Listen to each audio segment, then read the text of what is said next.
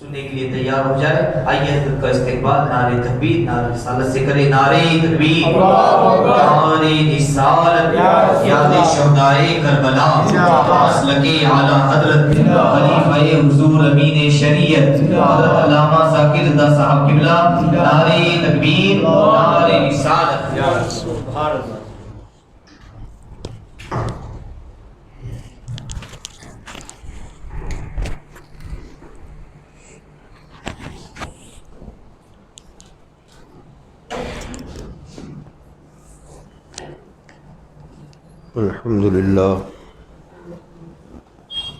الحمد لله كفى وسلام على عباده الذين اصطفى أما بعد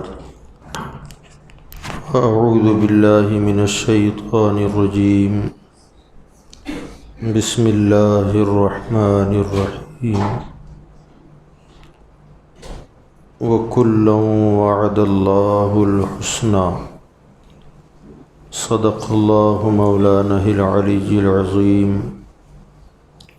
وبلغنا رسوله النبي الأمين المتين الكريم ونحن على ذلك لمن الشاهدين والشاكرين والحمد لله رب العالمين. معزز محترم سامعین کرام، السلام علیکم ورحمۃ اللہ وبرکاتہ. ان اللہ وملائکتہ یصلون علی النبی یا ایہا الذین آمنوا صلوا علیہ وسلموا تسلیما. اللہم صل علی سیدنا ونبینا مولانا محمد وعلی آلہ واصحابہ وبارک وسلم صلاۃ وسلاما علیک یا سیدی یا رسول اللہ صلی اللہ تعالی علیہ وسلم. حضرات گرامی، اللہ رب العزت کا بے پناہ احسان اور اس کا کرم ہے کہ اس نے ہمیں اور آپ کو محب اہل بیت بنایا. ہم اہل بیت اطہار سے بے پناہ محبت کرتے ہیں اور انشاءاللہ کرتے رہیں گے. اہل بیت کی محبت کے ساتھ ساتھ صحابہ کرام کی محبت سے بھی ہمارے سینے لبریز ہیں. ہم صحابہ سے بھی محبت کرتے ہیں اور انشاءاللہ تمام صحابہ سے مرتے دم تک محبت کرتے رہیں گے.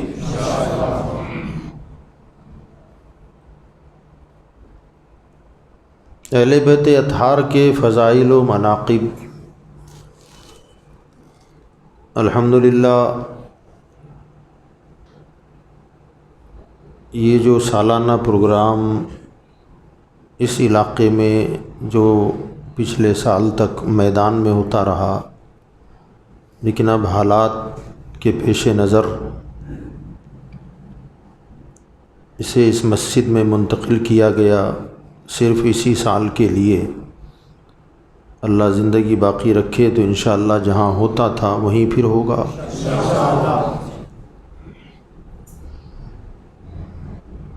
ان جلسوں میں اہل بیت اطہار کی عظمت، فضیلت، رفعت و منزلت بیان ہوتی رہیں اور انشاءاللہ ہوتی رہے گی.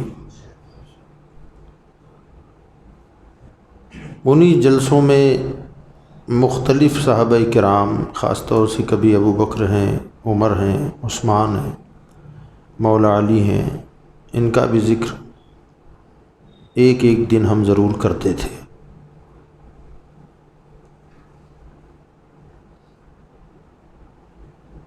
ابھی گزشتہ چند سالوں سے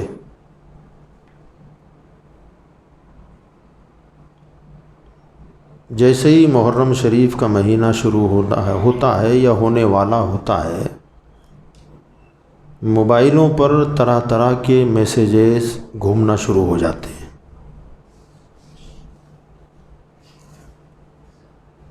اور ان میسیج میں ایک طرف تو اہل بیت کی محبت کی بات ہوتی ہے، بعض میسیج ایسے ہوتے ہیں جس میں صحابہ کی توہین کا پہلو نکلتا ہے۔ کچھ تاریخی باتیں موبائلوں پر ایسی آ جاتی ہیں جس کو توڑ مروڑ کر اس کا ایک میسیج بنا دیتے ہیں اور پھر وہ چل پڑتا ہے، گروپوں میں گھوم رہا ہے، لاکھوں لوگ اس کو دیکھ لیتے ہیں۔ یاد رکھیں، موبائل جتنا اچھا ہے اتنا ہی یہ برا بھی ہے۔ اس موبائل نے جہاں ہماری سوسائٹیوں میں ایک گناہ کا طوفان برپا کر دیا ہے، فحش چیزیں، نوجوانوں میں برائیاں اس موبائل کے ذریعے سے بالکل عام سے عام ہو گئی، وہیں اس کے ساتھ ساتھ اسی موبائل کے ذریعے ہمارے عقیدوں پر بھی حملہ ہونے لگا۔ کئی ایسے میسیج گھومتے ہیں جس میں حدیث کہہ کے لکھ دیا جاتا ہے کہ حضور نے فرمایا۔ ایسے کئی میسیج ہیں جس کو حدیث کہہ کے ڈالا گیا مگر وہ حدیث ہے ہی نہیں، اب ہم نے پڑھ لیا اس کو۔ اور عام طور سے آج کے دور کے اکثر جوانوں کا یہ ذہن ہو گیا ہے کہ اب موجودہ دور کے نوجوان، اللہ آپ لوگوں کو سلامت رکھے، میری تقریروں میں زیادہ تر نوجوان ہی جمع ہو جاتے ہیں، میں دعا کرتا ہوں آپ کے لیے، اللہ ہمارے سارے جوانوں کو یہ توفیق عطا فرمائے۔ وہ بیان سننا بھی چاہتے ہیں تو موبائل پہ، علم سیکھنا چاہتے ہیں تو موبائل سے، انٹرنیٹ سے، ابھی سرچ کرو آ جائے گا، ابھی یہ نکالو آ جائے گا۔ میں نے اس سے پہلی تقریروں میں بھی بتایا کہ جہاں وہ فوٹو آ جاتا ہے فلاں مولانا کا، ہیڈنگ اچھی آتی ہے، موضوع بہت اچھا ہے، دبا دیا، سن لیا، دین سیکھ رہے ہیں۔ آپ کو پتہ ہی نہیں کہ کس سے سیکھ رہے ہیں، آپ کو معلوم ہی نہیں ہے کہ میسیج آ گیا، آپ سمجھ رہے ہیں مجھے حدیث کا علم آ گیا، یہ حدیث ہے، مگر آپ کو پتہ ہی نہیں کہ وہ حدیث ہے بھی یا نہیں ہے۔ اس لیے ضروری ہے کہ ہم اپنے علماء اہل سنت کے رابطے میں رہیں۔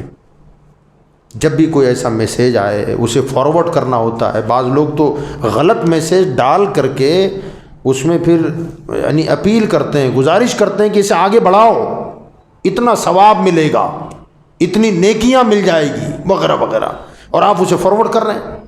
بھئی ہم تک تو آ گیا، جس نے ہم تک بھیجا اس کا ذمہ دار وہ ہے۔ اگر وہ میسیج غلط ہے، اسلام سے ٹکراتا ہے یا عقیدے کا ٹکراؤ ہوتا ہے، اور وہ میسیج ہم نے صحیح سمجھ کر آگے فارورڈ کر دیا، تو آگے بڑھانے سے جتنے لاکھ لوگ ہماری وجہ سے دیکھیں گے، سب کا وبال ہمارے سر آئے گا، قیامت کے دن اس کا جواب ہم کو دینا پڑے گا۔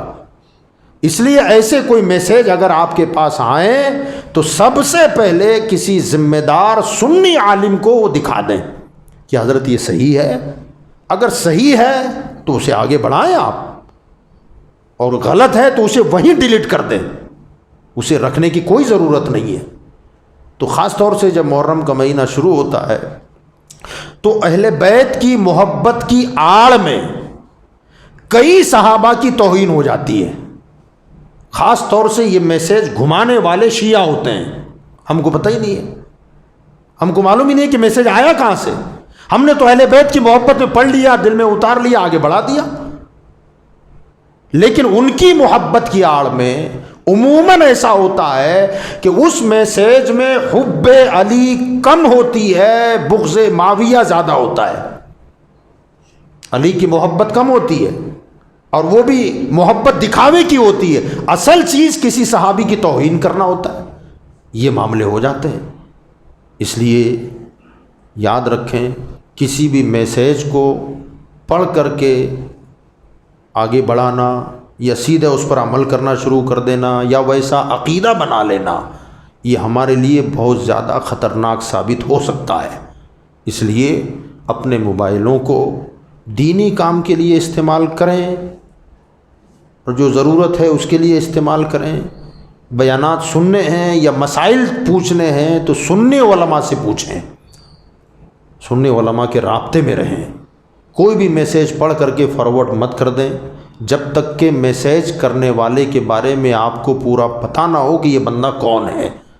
اگر میسیج بھیجنے والا لائق اعتبار ہے، علماء کرام کے بھی گروپ ہیں آج کل، ہمارے علماء اہل سنت کافی گروپ چلاتے ہیں، تو اگر ایسا کوئی گروپ ہے، کوئی سنی عالم چلا رہا ہے، اس میں کئی علماء شامل ہیں، تو آپ اس کو آنکھ بند کر کے آگے بڑھا سکتے ہیں۔ لیکن کوئی ایسا میسیج آ گیا جو گمنام ہے یا جس میں خالی عام لوگ ہیں وہی چلا رہے ہیں اس کو، ان کی طرف سے اگر کوئی میسیج آتا ہے تو پہلے اس کو کنفرم کر لیں کسی عالم سے، سنی عالم سے، کہ یہ صحیح ہے یا نہیں۔ اگر صحیح ہے تو آگے بڑھائیں، خود عمل کریں، ویسا عقیدہ بنائیں، ویسا عقیدہ رکھیں، اور اگر غلط ہے تو اسے فوراً ڈیلیٹ کر دیں، اور اگر ذہن میں کوئی بات بیٹھ گئی ہو تو توبہ کر لیں۔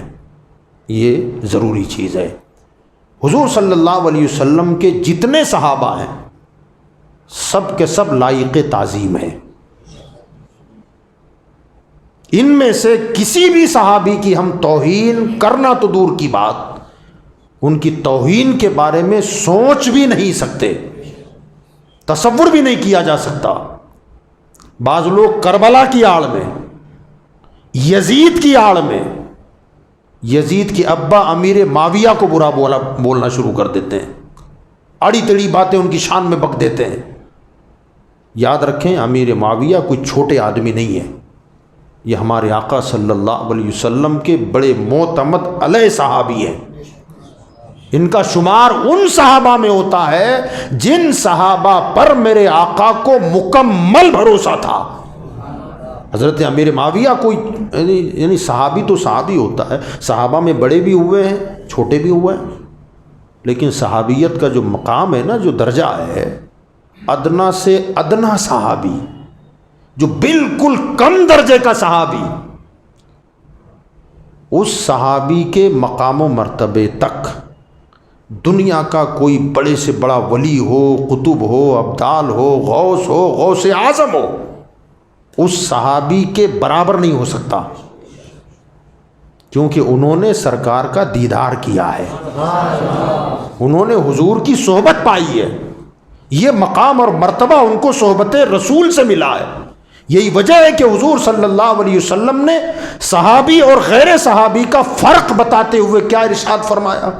میرے آقا صلی اللہ علیہ وسلم ارشاد فرماتے ہیں کہ اگر میرا صحابی ایک مٹھی جو،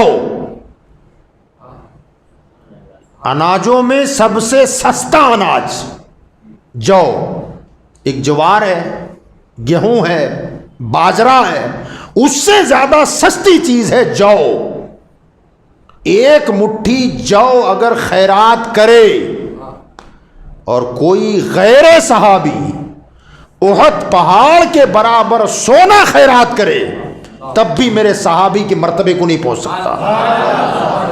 کہ اس کا جو خیرات کرنا اس کے پہاڑ کے برابر سونا خیرات کرنے سے بہتر ہے۔ ذرا دیکھیں آپ، یہ مقام ان کو کیوں ملا؟ ادھر یہ جو خیرات کر رہے ہیں، اور احد پہاڑ دیکھا ہے آپ نے کتنا بڑا ہے، میلوں پھیلا ہوا ہے، پتہ نہیں کتنی ہائٹ ہے اس کی لمبائی چوڑائی دیکھے تو حیرت زدہ رہ جاتا ہے آدمی۔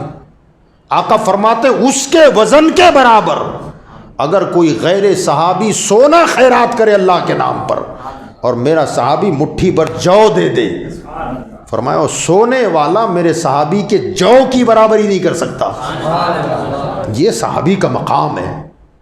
تو ادنا سے ادنا صحابی کیوں نہ ہو، اس کی شان کے برابر کوئی غوث، قطب، ابدال، فرد الافراد، غوث اعظم بھی ان کے مرتبے کو نہیں جا سکتا، ان کے مقام تک نہیں پہنچ سکتا۔ تو جب چھوٹے صحابی کی یہ شان ہے تو معلوم ہے امیر معاویہ کون ہے۔ سیدنا امیر معاویہ رضی اللہ تبارک و تعالی عنہ حضور صلی اللہ علیہ وسلم کے کاتب ہیں. کاتب سمجھتے ہیں؟ حضور شہنشاہ ہیں، حضور بادشاہ ہیں، دنیا کے بادشاہوں کے بادشاہ ہیں. کائنات میں اللہ کے بعد اگر سب سے بلند کسی کا مرتبہ ہے آمنہ کے لال کا ہے. اب ظاہر بات ہے بادشاہ کے جو خط لکھنے والے ہوں تو بادشاہ کسی کو بھی اپنا خط لکھنے بٹھا دے گا کیا؟ ہاں، کئی راز کی باتیں ہوتی ہیں، اس میں سیاسی اور حکومت کی باتیں ہوتی ہیں. اب ایسے خاص پیغام بھیجنا ہو تو آدمی کس کو کاتب بنائے لکھنے کے لیے؟ رائٹر کون بنے؟ جس پر بادشاہ کو پورا بھروسہ ہو اسی سے لکھوائے گا. حضور صلی اللہ علیہ وسلم کے کاتبین صحابہ جو ہوئے ہیں جو کتابت کرتے تھے وہ 13 ہیں. کتنے کاتب تھے حضور کے؟ 13. ان 13 کاتبوں کا کام کیا تھا؟ 2 کام تھے. ایک، جب اللہ کا قرآن حضور پر اترتا تو حضور اسے بولتے اور لکھوا دیتے. اسے کہتے ہیں کاتب وحی. کاتب وحی، جو اللہ کی وحی نازل ہوتی ہے، یعنی اللہ کی طرف سے مصطفیٰ تک قرآن آیا اور بندوں میں سب سے پہلے جس کے کانوں تک پہنچا وہ امیر معاویہ ہیں. کاتبان وحی میں جب وحی اترتی تھی تو سرکار ان کو قرآن کی آیتیں بولتے، معاویہ لکھو لکھو. ایسے 13 صحابہ تھے. کتنے؟ 13 وحی لکھنے والے، اور ایک تھے کاتبان خطوط. انہی 13 میں محدثین فرماتے ہیں کہ 13 لوگوں میں سب سے زیادہ قرآن جن لوگوں نے لکھا اور سب سے زیادہ حضور کے خط جنہوں نے لکھے وہ 2 ہیں. 13 میں 2 ہیں. باقی جو 11 ہیں وہ بھی لکھتے تھے مگر کم. زیادہ اور اکثر لکھنے والے 2 افراد ہیں خوش نصیب. ایک ہیں حضرت زید ابن ثابت اور دوسرے ہیں حضرت امیر معاویہ رضی اللہ تعالیٰ. تو بادشاہ کسی کو بھی خط لکھنے نہیں بٹھاتا جب تک کہ اس پر بھروسہ نہ ہو. اور حضور کتابت خط کے علاوہ کیا لکھواتے؟ قرآن. کوئی قرآن لکھنا کوئی آسان کام تھا اس زمانے میں؟ وہ امانت ہے اللہ کی جو رسول کے حوالے کیا. اب رسول کو امت کے حوالے کرنا تھا. اس امانت کو صحیح طور پر پہنچانے کے لیے ایماندار دیانتدار آدمی کا ہونا ضروری ہے. اگر اس میں ذرا بھی وہ گڑبڑ کر دے، ظاہر بات ہے کوئی کمزور آدمی، کوئی منافق ٹائپ کا آدمی جو ظاہر میں مسلمان ہو اندر سے کچھ گڑبڑ ہو، ایسا آدمی اگر کتابت قرآن کرنے کے لیے بیٹھ جائے، اس نے خالی زیر زبر ادھر ادھر کر دیا تو ستیاناش ہو جائے. ایک لفظ کا ادھر سے ادھر گھٹا بڑھا دیا تو معاذ اللہ رب العالمین ہمارے ایمانوں کا جنازہ نکل جائے. قرآن صحیح طور پر ہم تک نہ پہنچتا. سرکار نے جس پر اتنا بھروسہ کیا کہ اللہ کا کلام مصطفیٰ پر اترا اور مصطفیٰ نے سب سے پہلے جن سے لکھوایا وہ امیر معاویہ ہے. آج لوگ یعنی شیعوں کا تو چھوڑے یار، ان سے تو ہم کو کوئی لینا دینا ہی نہیں ہے. شیعہ تو ہیں ہی گستاخ، مگر ہمیں افسوس اس وقت ہوتا ہے جب امیر معاویہ کی شان کو گھٹانے کی کوشش کوئی سنی کرتا ہے. اپنے آپ کو سنی کہتے ہیں معاذ اللہ. کچھ تو وہ لوگ میں اللہ انہیں سمجھ کی توفیق عطا فرمائے، کچھ تو وہ ہیں جو اپنے آپ کو سید کہتے ہیں اور امیر معاویہ کی توہین پر کمر باندھ لی ہے. وہ یزید کے ابا ہیں نا، انہوں نے ایسا کر دیا نا. اللہ کے بندو، تمہاری اوقات ہے کہ امیر معاویہ کی طرف انگلی اٹھا دیں؟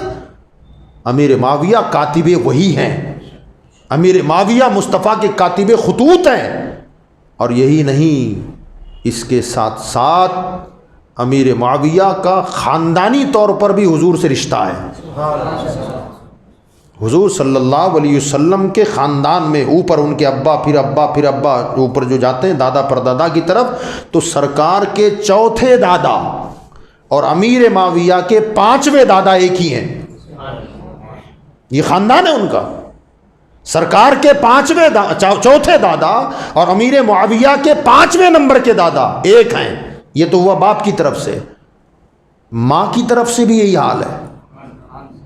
سرکار کے چوتھے نمبر کے دادا امیر معاویہ کے 5ویں نمبر کے نانا ایک ہی ہیں. آپ ذرا دیکھیں یہ خاندانی رشتہ ہے. اس کے ساتھ ساتھ ایک رشتہ حضور کا اور بھی ہے امیر معاویہ کے ساتھ. وہ رشتہ یہ ہے کہ حضرت سیدہ ام حبیبہ رضی اللہ تعالی عنہا یہ حضور صلی اللہ علیہ وسلم کی بیوی ہیں. ہم مسلمانوں کی ماں ہیں، ہماری ماں ہیں. وہ ام حبیبہ امیر معاویہ کی سگی بہن ہے. کون ہے؟ سگی بہن ہے ام حبیبہ رضی اللہ تعالی عنہ. سیدہ ام حبیبہ کے سگے بھائی حضرت امیر معاویہ ہیں. تو اس اعتبار سے حضور کے کون ہوئے؟ سالے صاحب ہوئے نا، سالے ہوئے. اب حضور کی جو بیوی ہیں، جتنی بیویاں ہیں، وہ سب ہماری کون ہے؟ اونچی بولو. ماں ہے. ماں کا بھائی ہمارا کون؟ بولو. ماموں. تو امیر معاویہ پوری امت کے ماموں ہیں.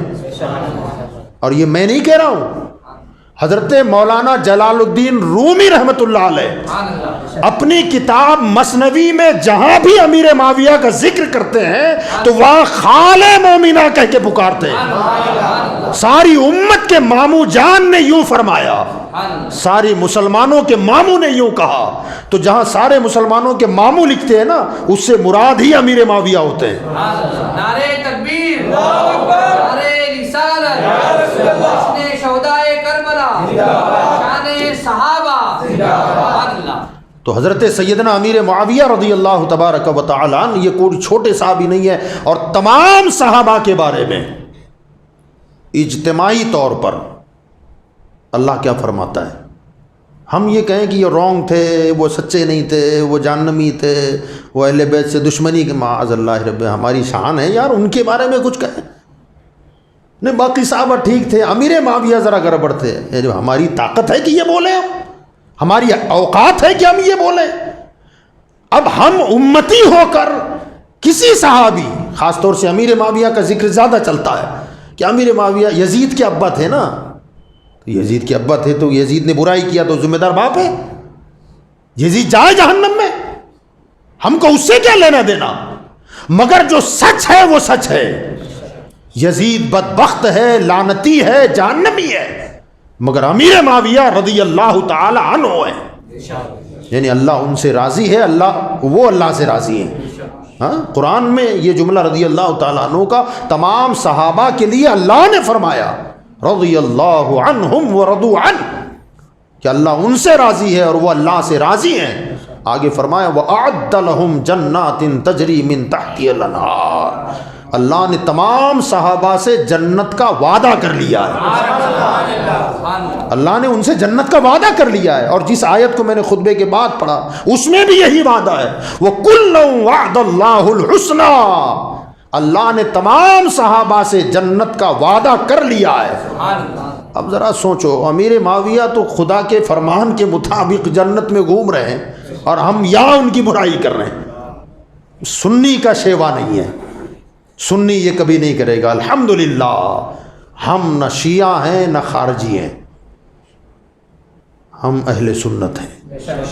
کون ہے؟ ہاں، شیعوں نے صحابہ کو چھوڑ دیا، خارجیوں نے اہل بیت کو چھوڑ دیا، ہم نے دونوں کا دامن پکڑا ہے. اور اسی بات کو امام احمد رضا کہتے ہیں، اہل سنت کا ہے بیڑا پار، اہل سنت کا ہے بیڑا پار. اصحاب حضور نجم ہے اور ناؤ ہے عطرت رسول اللہ کی، نجم ہے اور ناؤ ہے عطرت رسول اللہ کی. تو الحمدللہ ہم سنی ہیں. حضرت سیدنا امیر معاویہ رضی اللہ تعالی عنہ، ظاہر بات ہے اللہ نے جب فرمایا کل وعد اللہ الحسنى، کل تو سمجھتا ہے آپ کو، یہی کل کا لفظ قرآن میں ہے، کل کا کل صحابہ کے ساتھ وعد اللہ نے وعدہ کیا ہے حسنا. علماء فرماتے ہیں یہ حسنا کیا ہے؟ کہ بھلائی کا وعدہ کر لیا ہے. کہ بھلائی سے مراد کیا؟ کہ جنت سے زیادہ بھلائی کیا ہو سکتی ہے؟ اللہ تعالیٰ نے ان صحابہ سے جنت کا وعدہ کر لیا ہے. اللہ فرماتا ہے میں ان سے راضی ہوں، وہ مجھ سے راضی ہو گئے. میں نے ان سے جنت کا وعدہ کیا ہے، اور ایسی جنت جس میں نہریں بہ رہی ہیں. اللہ فرماتا ہے خالدین فیہا ابدا، اس جنت میں وہ ہمیشہ ہمیشہ کے لیے داخل کر دی جائیں گی. ان کو کبھی جنت سے نکالا نہیں جائے گا. اللہ نے تو یہ کہہ دیا کہ جنت میں داخل کر دیا. اور حضور صلی اللہ علیہ وسلم ذرا دیکھیں آپ، سرکار کا علم غیب تو دیکھو. ہاں، اس حدیث سے بھی علم غیب ثابت ہوتا ہے. صحابہ کے زمانے میں یا حضور کے زمانے میں کوئی کسی صحابی کو برا نہیں بولتا تھا، سب ایک دوسرے کی عزت کرتے تھے. حضور صلی اللہ علیہ وسلم نے ایک حدیث میں فرمایا اللہ اللہ فی اصحابی لا تتخذوہم غرضا بعدی. لوگو اللہ سے ڈرو، اللہ سے ڈرو میرے صحابہ کے معاملے میں. میرے بعد انہیں اپنی باتوں کا نشانہ نہ بنانا. اب ظاہر بات ہے حضور جس زمانے میں یہ بات بول رہے تھے اس زمانے میں سب صحابہ تھے. بات سمجھ رہے ہیں آپ؟ تو پھر حضور یہ کس سے کہہ رہے ہیں لوگوں میرے صحابہ کے معاملے میں اللہ سے ڈرو. اب جن سے خطاب ہو رہا ہے وہ تو سب صحابہ ہیں. میرے بعد کیا فرماتے ہیں؟ لا تتخذوا غرضا من بعدی. میرے بعد میرے صحابہ کو اپنی باتوں کا نشانہ نہ بنانا. مطلب یہ کہ حضور جانتے تھے کہ میرے بعد ایک زمانہ ایسا آئے گا جو اپنی باتوں میں میرے صحابہ کی شان میں توہین کریں گے، گستاخیاں کریں گے. اس لیے پہلے سے ڈرا دیا، اور ڈرا کر کے فرمایا اللہ اللہ فی اصحابی لا تتخذوہم غرضا بعدی. اللہ سے ڈرو، اللہ سے ڈرو میرے صحابہ کے معاملے میں، میرے بعد انہیں اپنی گفتگو کا نشانہ نہ بنانا. آگے کیا فرمایا؟ وَمَنْ أَحَبَّهُمْ فَبِحُبِّي أَحَبَّهُمْ. جس نے میرے صحابہ سے محبت کی اس نے مجھ سے محبت کی. وَمَنْ أَبْغَضَهُمْ فَبِبُغْضِي أَبْغَضَهُمْ. جس نے میرے صحابہ سے بغض رکھا اس نے مجھ سے بغض رکھا. وَمَنْ آذَاهُمْ فَقَدْ آذَانِي. جس نے میرے کسی صحابی کو تکلیف پہنچائی اس نے مجھے تکلیف پہنچائی، حضور کو تکلیف پہنچائی. اور آگے سرکار فرماتے ہیں وَمَنْ آذَانِي فَقَدْ آذَ اللَّهُ. جس نے مجھے تکلیف پہنچائی اس نے اللہ کو تکلیف پہنچائی. وَمَنْ آذَ اللَّهُ يُوشِكُ يَأْخُذُ. جس نے اللہ کو تکلیف پہنچائی اللہ اسے ضرور پکڑے گا، گرفت کرے گا. اور اللہ جس کو پکڑ لے اس کا ٹھکانہ سوائے جہنم کے کچھ نہیں ہو سکتا. ان بطش ربک لشدید. اللہ فرماتا ہے تیرے رب کی پکڑ بہت سخت پکڑ ہے، اس کی پکڑ سے بچو. تو کسی صحابی اور خاص طور سے سیدنا امیر معاویہ رضی اللہ تعالیٰ عنہ، یہ وہ صحابی ہیں جو کاتب وحی ہیں، سرکار کے نسبتی برادر ہیں، ہم مسلمانوں کے ماموں ہیں، حضور صلی اللہ علیہ وسلم کے خاندانی رشتہ دار ہیں. اس کے ساتھ ساتھ حضرت امیر معاویہ رضی اللہ تعالیٰ عنہ کا مقام یہ ہے کہ حضور صلی اللہ علیہ وسلم نے اجتماعی طور پر جتنے اپنے صحابہ کی تعریفیں فرمائی، فضیلتیں بیان فرمائی، تو سب میں امیر معاویہ تو ہے ہی، مگر الگ سے ذاتی اور پرسنل طور پر امیر معاویہ کے لیے بھی حدیثیں ہیں. سرکار دو عالم صلی اللہ علیہ وسلم نے حضرت امیر معاویہ کے لیے دعا فرمائی، اے اللہ معاویہ کو قرآن اور حساب کا علم عطا فرما. نام کے ساتھ ہے امیر معاویہ کے کہ اللہ معاویہ کو قرآن اور حساب کا علم عطا فرما. مولا معاویہ کو جہنم سے دور فرما دے، عذاب سے بچا لے. اب سرکار تو ان کو جہنم سے بچنے کی دعا کر رہے ہیں، سرکار انہیں قرآن کے علم کی زیادتی کی اللہ سے دعا مانگ رہے ہیں، اور ہم یہ کہتے پھریں کہ وہ جہنمی ہے معاذ اللہ. حضور انہیں جنتی ہونے کا سرٹیفکیٹ دیں، اللہ اعلان کرے کہ وہ جنتی ہیں. تو ذرا سوچیں آپ، یزید یزید ہے، معاویہ معاویہ ہے. یزید ہمارے قدموں کی ٹھوکر پہ ہے اور امیر معاویہ ہمارے سر کا تاج ہیں. تو سیدنا امیر معاویہ رضی اللہ تعالیٰ عنہ کے حوالے سے یزید کا نام لے کر اگر کوئی میسیج آتا ہے، یا کسی کی صحبتوں میں بھی ہم بیٹھتے اٹھتے ہیں، تعلقات ہوتے ہیں، دوستیاں ہوتی ہیں، میں کچھ لوگوں کو نام کے ساتھ جانتا ہوں یار، اچھے خاصے اچھے بھلے سنی تھے، اپنے آپ کو آج بھی سنی کہتے ہیں، مگر معاذ اللہ روبرو تو نہیں سنا میں نے، ان کی زبان سے نہیں سنا، مگر صحیح لوگوں نے جو قابل اعتبار ہیں، بھروسے کے قابل ہیں، انہوں نے بتایا کہ یار امیر معاویہ کو گالیاں دیتے ہیں.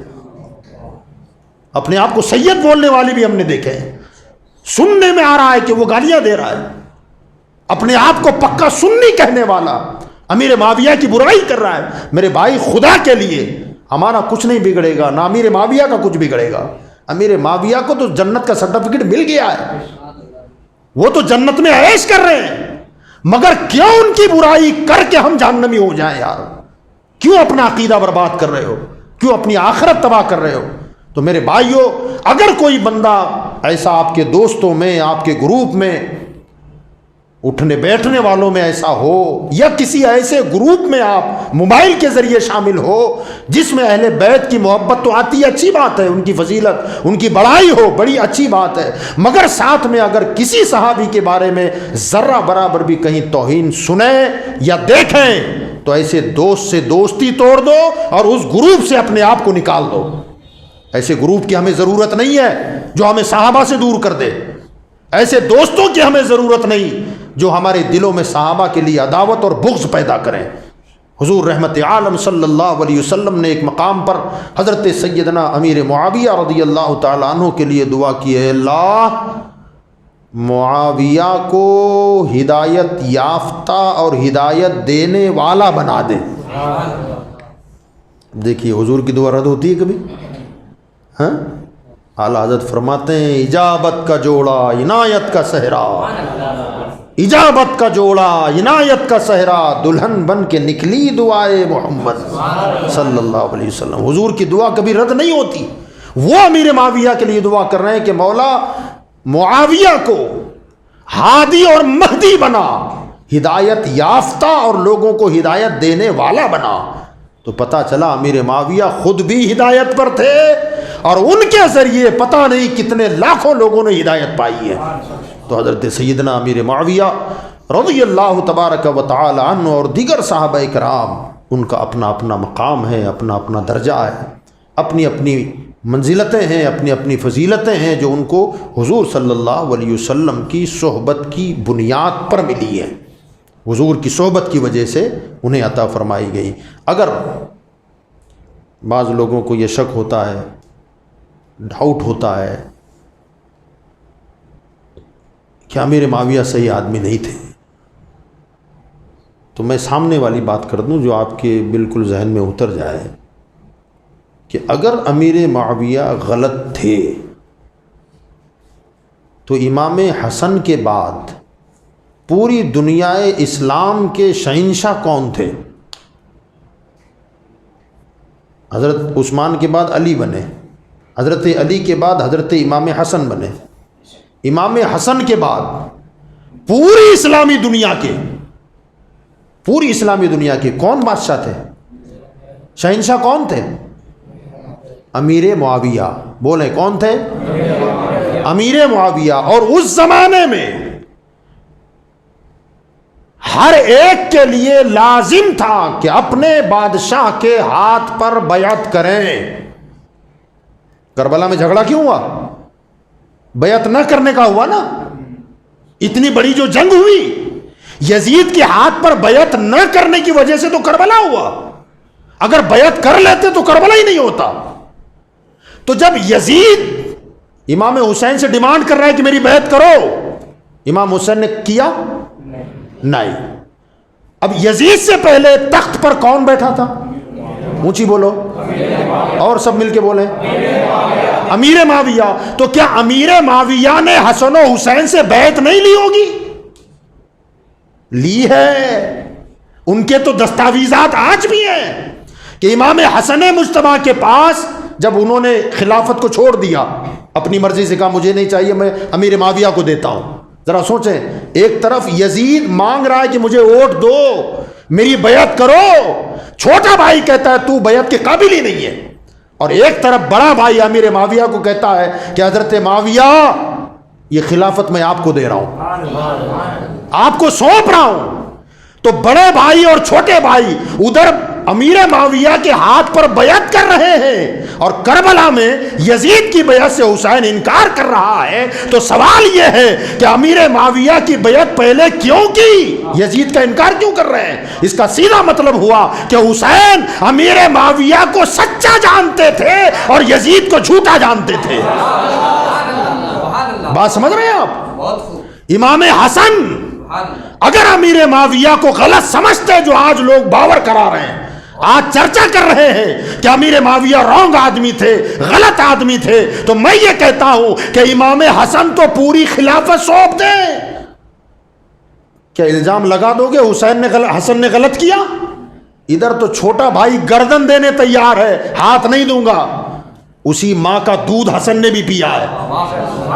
کربلا میں جس بیٹے نے گردن کٹا دی مگر ہاتھ میں ہاتھ نہیں دیا، اسی ماں کا دودھ امام حسن نے بھی پیا تھا. وہ بھی اتنے غیور تھے، وہ اگر غلطی دیکھتے تو گردن کٹا دیتے مگر معاویہ کے ہاتھ میں ہاتھ نہیں دیتے. اس کا سیدھا مطلب ہوا کہ امیر معاویہ کے ہاتھ میں امام حسن نے ہاتھ دیا ہے اس لیے کہ وہ جانتے تھے کہ امیر معاویہ متقی اور عادل ہے، تبھی تو ہاتھ میں ہاتھ دیا. اور پوری زندگی دونوں بھائیوں نے وظیفہ لیا ہے امیر معاویہ کا.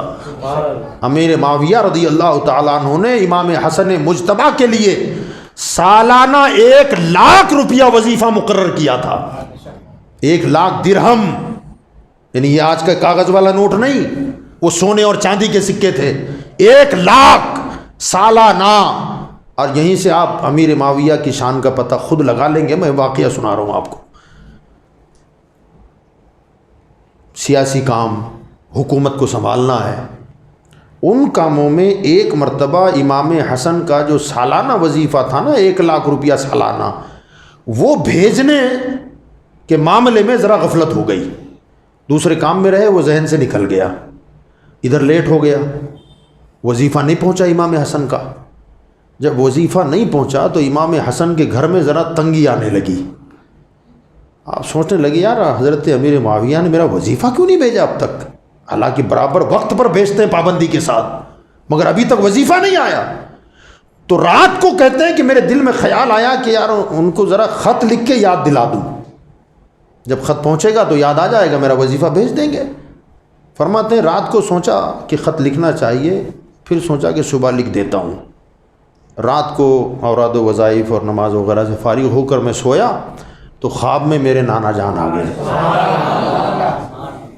اور میرے نانا جان نے کہا بیٹا پریشانی چل رہی ہے؟ تو کہا ہاں یا رسول اللہ تنگی ہے، میرا وظیفہ نہیں آیا، میرا وظیفہ نہیں آیا.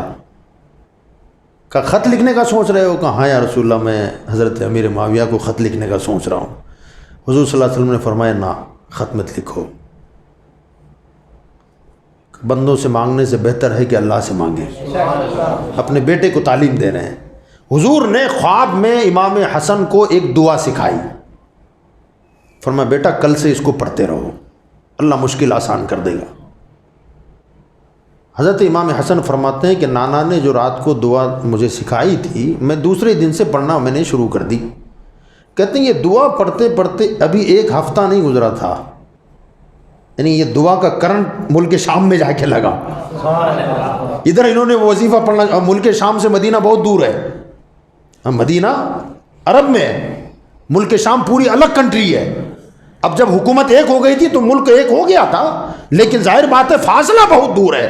ٹیلی فون نہیں تھا, ٹرینیں نہیں تھی, ہوائی جہاز نہیں تھے, راکٹ نہیں تھے. وہ تو پیدل کا زمانہ, گھوڑوں کا زمانہ.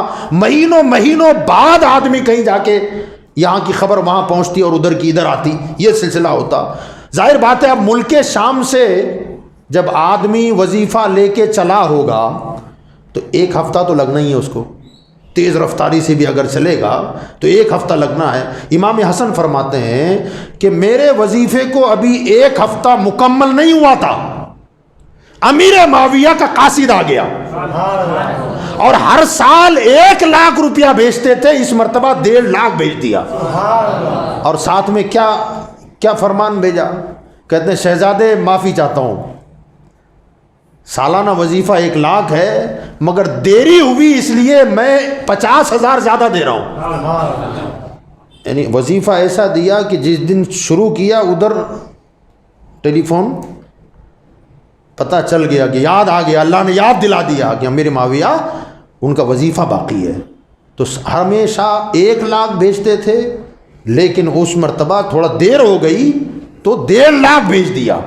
1.5 لاکھ بھیج دیا. اب ذرا سوچو, کسی غلط آدمی سے آپ کا بیٹا, میرا بیٹا پیسہ لیتا ہو اور غلط آدمی میرے بیٹے کو پیسہ دیتا ہو, مجھے پتہ چل گیا کہ وہ غلط آدمی اس کو پیسہ دیتا ہے تو بیٹے کو ڈانٹوں گا, خبردار اس سے پیسہ مت لینا, کیا کر رہا ہے تو, غلط آدمی ہو. سرکار جانتے تھے کہ میرے بیٹے کو امیر معاویہ پیسہ بھیجتا ہے, خواب میں آ کے فرما رہے ہیں. حالانکہ امیر معاویہ اگر غلط ہوتے تو پہلے تو امام حسین حسن ہی منع کر دیتے, کیونکہ تربیت مصطفیٰ نے فرمائی ہے, تربیت فاطمہ والی نے فرمائی ہے.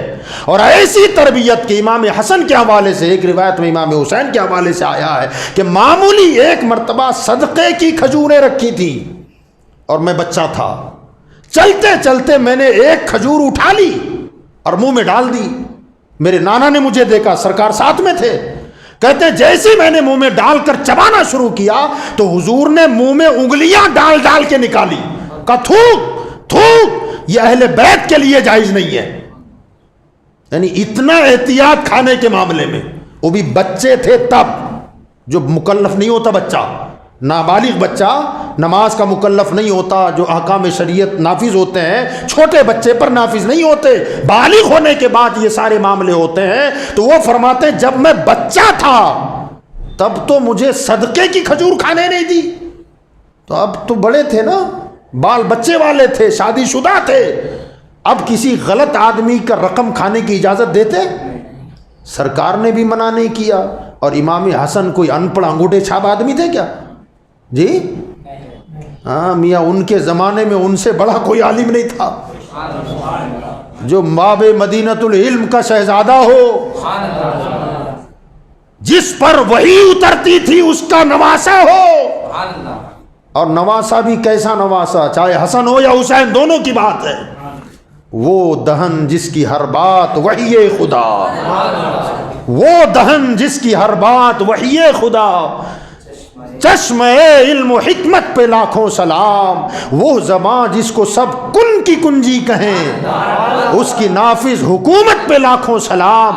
اس زبان کو چوس کے بڑے ہوئے ہیں, وہ زبان جو سب کن کی کنجی ہے اسے تو چوستے تھے دونوں شہزادے. وہ دہن جس کی ہر بات وہی خدا ہے, اس کی تازگی, اس کی تری اور لعاب دہن سرکار ان کے منہ میں ڈالتے تھے. ذرا سوچو ان کے علم کا کون اندازہ لگا سکتا ہے. وہ تو امیر معاویہ سے وظیفے لے, امیر معاویہ ان کی بارگاہ میں نذرانے پیش کریں. ایک مرتبہ سیدنا امام حسن رضی اللہ تعالیٰ ان کے دور حکومت میں ملک شام چلے گئے حضرت امیر معاویہ سے ملاقات کے لیے. امیر معاویہ کو پتہ نہیں تھا کہ حضرت آ رہے ہیں.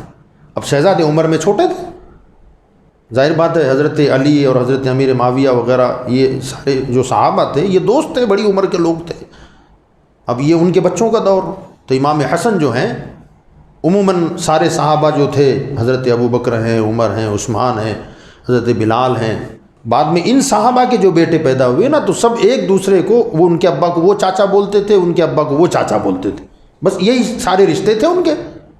ابو بکر کے بیٹے حضرت علی کو چاچا بولیں، حضرت علی کے بیٹے حضرت ابو بکر کو چاچا بولیں، حضرت عمر کے بچے ان کو چاچا بولیں، ان کے بچے ان کو چاچا بولیں. سب یہی رشتہ تھا، کیونکہ سب کو بھائی بھائی بنانے والی ذات مصطفیٰ کی تھی.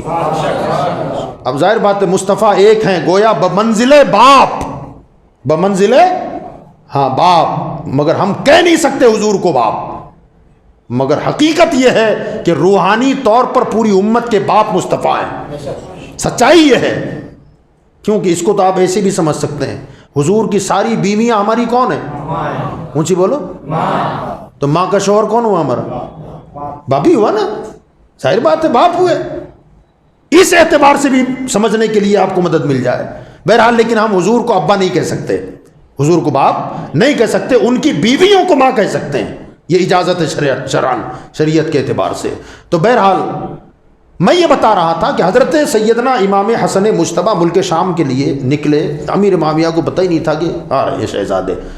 وہ آ گئے. اب جیسے آئے تو امیر معاویہ اتنے خوش ہوئے، کہا شہزادے تم نے تو میرے دل کی کلی کلی کھلا دی، میرے یہاں تشریف لایا، بڑی بڑی خدمت کی، بڑی محبتوں سے پیش آئے اور بڑی مہمان نوازی کی. اور ارشاد فرمایا شہزادے آج وہ نذرانہ دوں گا، سبحان اللہ، میں نے زندگی میں نہ آج سے پہلے کسی کو دیا ہوگا نہ بعد میں کبھی دوں گا. کیا دیا؟ 4 لاکھ دینار نذرانہ دیا. کتنا؟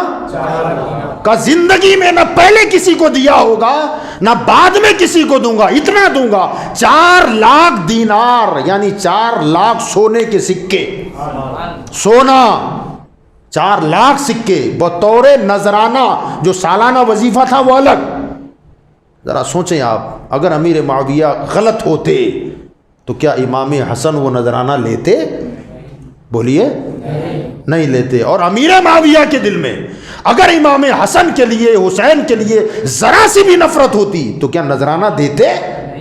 کوئی دشمن کو کبھی نذرانہ ہدیہ نہیں دیتا اور کوئی دشمن سے کبھی لیتا بھی نہیں.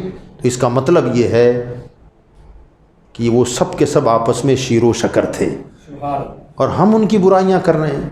تو یاد رکھیں جب بھی کوئی ایسی بات آپ کے سامنے آئے تو خدا کے لیے، اپنے آپ کے لیے اپنے آپ پر رحم کرو. اقبال نے کہا تھا کہ اپنے من میں ڈوب کر پاجا سراغ زندگی، اپنے من میں ڈوب کر پاجا سراغ زندگی، تو اگر میرا نہیں بنتا نہ بن اپنا تو بن. کیونکہ صحابی کی توہین آپ کو ڈبا دے گی، میں توہین کروں مجھے ڈبا دے گی، میں برباد ہو جاؤں گا. تو کم سے کم اپنے اوپر رحم کر کے صحابہ کی توہین نہ کریں. ان کا کچھ نہیں بگڑے گا، جو بگڑے گا وہ ہمارا بگڑے گا. تو خدا کے لیے یہ دور بڑا پرفتن دور ہے. کون اپنا ہے کون پرایا ہے کچھ سمجھ میں نہیں آتا. اس لیے اہل سنت کے سچے مذہب پر مرتے دم تک قائم رہنے کی کوشش بھی کریں اور رب سے دعا بھی کریں. اللہ پاک مجھے آپ کو کہنے سننے سے زیادہ عمل کی توفیق عطا فرمائے. ایک ضروری اعلان آپ لوگ سماعت فرمائیں. الحمدللہ تقریباً میں سمجھتا ہوں کہ آل انڈیا قادری مشن کا نام سنا ہے آپ نے؟ جی کس نے سنا ہے؟ اچھا ماشاء اللہ اکثر لوگوں نے سنا ہے. شاید کچھ لوگ افراد ہیں ایسے جنہوں نے ہاتھ نہیں اٹھایا. آل انڈیا قادری مشن الحمدللہ ہماری سورت سے چلتا ہے، میری سرپرستی میں چلتا ہے. اور شاید آپ نے پہلے میسیجز وغیرہ اس کے دیکھے ہوں گے. لاک ڈاؤن کے پیریڈ میں بھی کافی کچھ کام اس کے ذریعے سے ہوا. غریبوں تک کھانا پہنچایا گیا اور جو غیر سادات تھے وہاں تک تو زکوٰۃ وغیرہ کا جو بھی پیسہ فنڈ اس کے ذریعے سے غریبوں کے گھروں تک کھانا وغیرہ پہنچایا گیا. خاص طور سے سیدوں کے لیے، آل رسول کے لیے الگ سے للہ ان تک کھانا اور کیٹیں وغیرہ پہنچائی گئیں. پچھلے سال محرم شریف میں الحمدللہ 10 محرم کو کربلا والوں کے نام ان کی اولاد کے یہاں، سیدوں کے یہاں کیٹوں کا اہتمام کر کے ان تک پہنچایا گیا جو ضرورت مند ہیں۔ سادات امیر بھی ہیں، پیسے والے بھی ہیں، مگر بہت سارے غریب بھی ہیں۔ اس سال بھی الحمدللہ انشاءاللہ تعالی 10 محرم کو کربلا میں کتنے لوگ تھے؟ 72